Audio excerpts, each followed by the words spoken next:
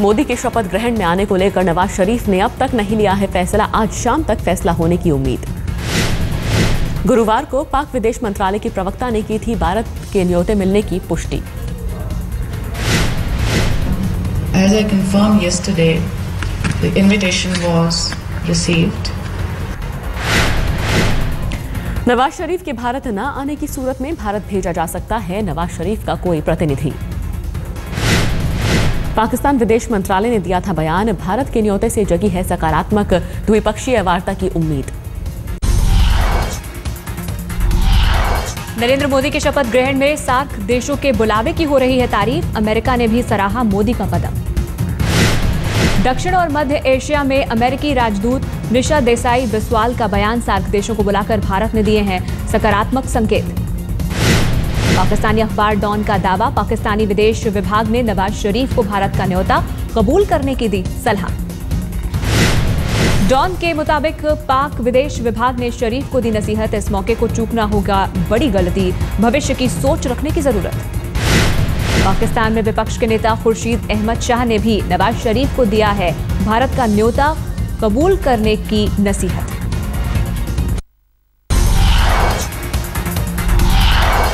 नरेंद्र मोदी के शपथ ग्रहण में सितारों को भी भेजे गए न्योते, कई फिल्मी सितारों के आने की उम्मीद। अमिताभ बच्चन, रजनीकांत, सलमान खान को भी भेजा गया शपथ ग्रहण में शामिल होने का न्योता। दिल्ली में है नरेंद्र मोदी, रात 8 बजे पार्टी अध्यक्ष राजनाथ सिंह से होगी मुलाकात, मंत्रिमंडल पर चर्चा होने की उम्मीद। राजनाथ सिंह के घर दिन भर लगा रहा नेताओं का तांता, कलराज मिश्र और अशोक सिंघल समेत कई नेताओं ने लगाई हाजिरी। जेपी नड्डा, वरुण गांधी, धर्मेंद्र प्रधान, रामलाल और राजीव प्रताप रूडी समेत कई नेताओं से राजनाथ के मिलने का कार्यक्रम।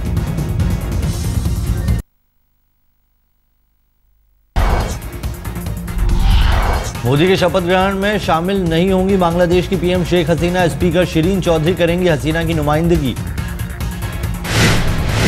जापान के दौरे पर है शेख हसीना, मोदी ने शपथ ग्रहण के लिए दिया था न्योता। अफगानिस्तान के राष्ट्रपति हामिद करजई लेंगे मोदी के शपथ ग्रहण में हिस्सा, करजई के दफ्तर ने की भारत दौरे की पुष्टि। भूटान के राजा नामग्येल, मालदीव के राष्ट्रपति अब्दुल्ला यामिन और नेपाल के राष्ट्रपति रामवरण यादव के आने की भी उम्मीद। सार्क देशों के अलावा भी कई देशों को भेजा गया है निमंत्रण, मॉरिशस के पीएम नवीन राम गुलाम को भी भेजा गया न्योता। मोदी के शपथ ग्रहण में मेहमानों की सूची तैयार, करीब 1250 लोगों को भेजे जा रहे हैं निमंत्रण पत्र। प्रधानमंत्री बनने वाले नरेंद्र मोदी के परिवार को भेजा जाएगा विशेष निमंत्रण पत्र। मोदी के साथ शपथ लेने वाले मंत्रियों को मिलेंगे परिवार के लोगों के लिए 4 पास, सांसदों को मिलेगा केवल एक पास। बीजेपी की राष्ट्रीय कार्यकारिणी, तमाम मुख्यमंत्रियों और बड़े नेताओं को भी भेजा जा रहा है न्योता। राष्ट्रपति भवन से भी भेजे जाएंगे न्योते, उपराष्ट्रपति, राजदूतों, पूर्व राष्ट्रपति, पूर्व उपराष्ट्रपति और पूर्व प्रधानमंत्रियों को राष्ट्रपति भेजेंगे न्योता।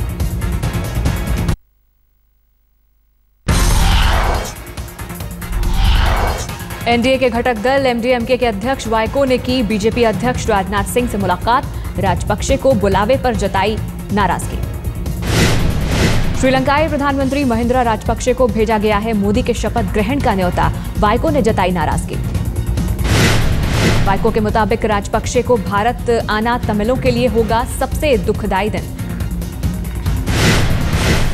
The butcher of Tamils, who has committed the genocide of innocent Tamils, hundreds of thousands of Tamils, children, women and unarmed public. तमिलों पर अत्याचारों को लेकर श्रीलंका से है तमिलनाडु का विरोध, जयललिता ने पहले ही जताई थी नाराजगी।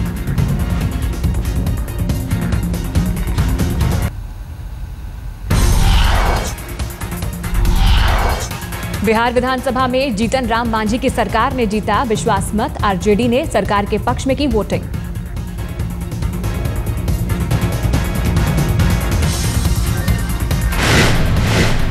इस प्रस्ताव के पक्ष में विपक्ष में बहुत से माननीय सदस्यों ने अपना तर्क दिया और अंततोगत्वा सर्वसम्मति से इस मंत्रिमंडल में विश्वास व्यक्त करने का प्रस्ताव पारित हुआ है।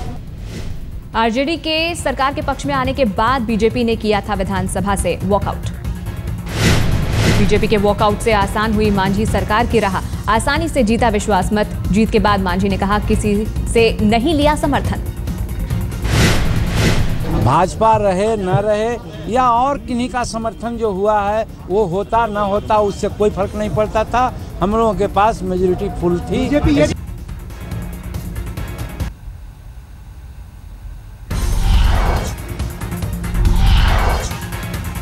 मानहानि के मुकदमे में केजरीवाल को भेजा गया जेल। 6 जून तक तिहाड़ जेल में रहेंगे केजरीवाल।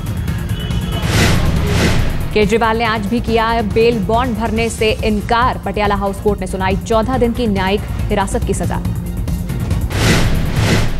अभी अगली तारीख 6 तारीख को लगी है और उसमें स्ट्रीमिंग के लिए कोर्ट ने डायरेक्शन दिया। उस दिन फर्दर कार्रवाई होगी। मेट्रोपॉलिटन मजिस्ट्रेट MM मनोचा ने कोर्ट परिसर में केजरीवाल को CRPC के प्रावधान समझाते हुए बताया कि बेल बॉन्ड भरना है जरूरी। कई बार, एक बार नहीं, कम से कम कोर्ट ने 10 बारी, गिनती से तो नहीं कह सकती पर 9, 10, 11 बारी कहा। पूरा लॉ समझाने के बाद कोर्ट ने उनको कहा कि पर्सनल बॉन्ड दे दीजिए। हमने कोर्ट को ये भी कहा कि योगेंद्र यादव जी ने कल 59 आप वर्कर्स के लिए बेल बॉन्ड भरा है, फर्क क्यों है केजरीवाल जी के लिए।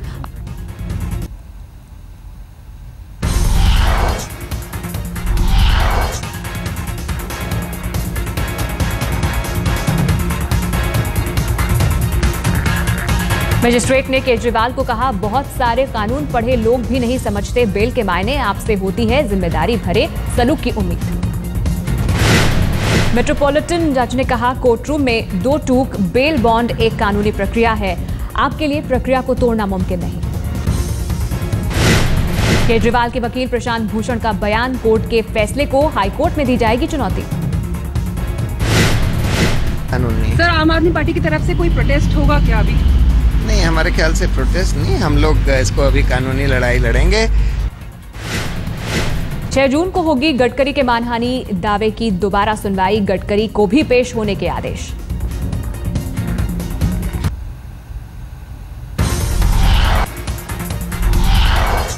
अफगानिस्तान के हेरात प्रांत में भारतीय दूतावास पर आतंकी हमला, 4 आतंकियों के मारे जाने की खबर। 4 आतंकियों ने दिया हमले को अंजाम। घंटों तक चली मुठभेड़ के बाद ढेर किए गए आतंकी। मनोनीत PM नरेंद्र मोदी ने ली हमले की जानकारी। अफगानिस्तान में मौजूद भारतीय राजदूत से फोन पर बात की। भारतीय राजदूत को दिलाया मदद का भरोसा, कहा सुरक्षा के लिए उठाया जाएगा हर मुमकिन कदम। अफगानिस्तान में भारतीय दूतावास पर हमले की राष्ट्रपति प्रणब मुखर्जी ने बयान जारी कर निंदा की।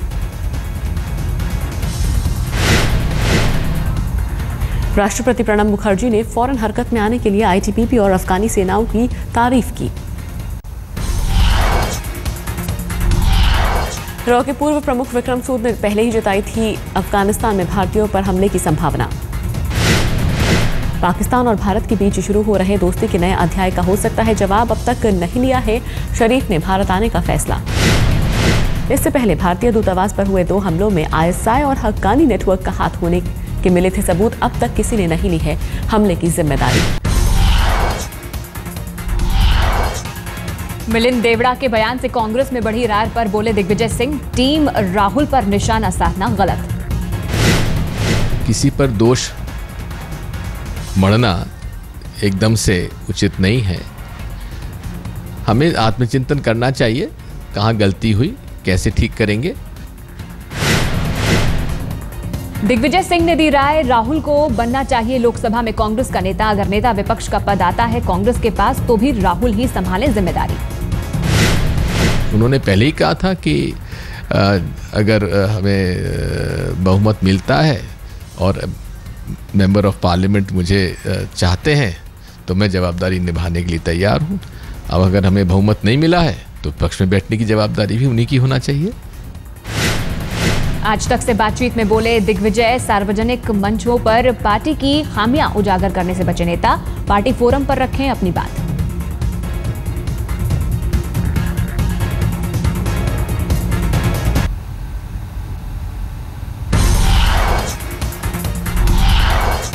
एनसीपी ने कांग्रेस के सिर फोड़ा हार का ठीकरा, कांग्रेस की नीतियों की वजह से हुई हार।